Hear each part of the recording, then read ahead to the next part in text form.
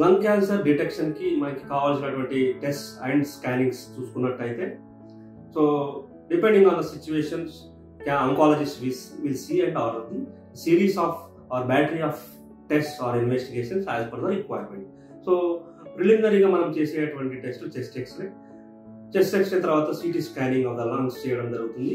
City scanning of the lungs లో మనకి size of the tumour, location of the tumour or చుట్టుపక్కల ఉన్నటువంటి lymph nodes, lymph గ్రంథులు ఏమైనా ఇన్వాల్వ్ అయినాయా, ఇలాంటి డీటెయిల్స్ అన్ని మనకి సిటీ స్కానింగ్ లో బాగా డీటెయిల్గా మనకి ఇన్ఫర్మేషన్ లభిస్తుంది.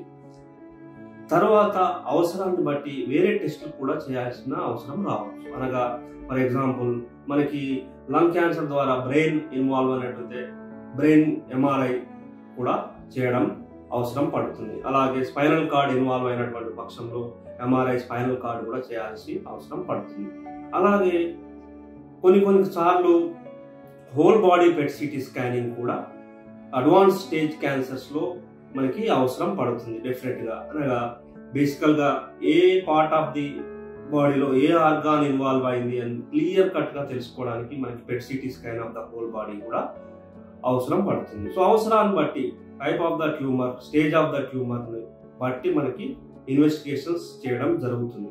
బట్ మనం పెట్ సిటీ స్కాన్ చేసినప్పుడు మళ్ళీ అగైన్ దాంట్లో మనకు బ్రెయిన్ గురించి డీటెయిల్స్ పెద్దగా మనకు లభించకపోవచ్చు. బట్ అగైన్ ఎంఆర్ఐ బ్రెయిన్ చేయడం జరుగుతుంది. సో ఈ విధంగా అవసరాన్ని బట్టి chest X-ray, CT scan, MRI scan, PET CT scan lung cancer డిటెక్షన్లో అండ్ స్టేజింగ్లో మనకి పనికొస్తాయి.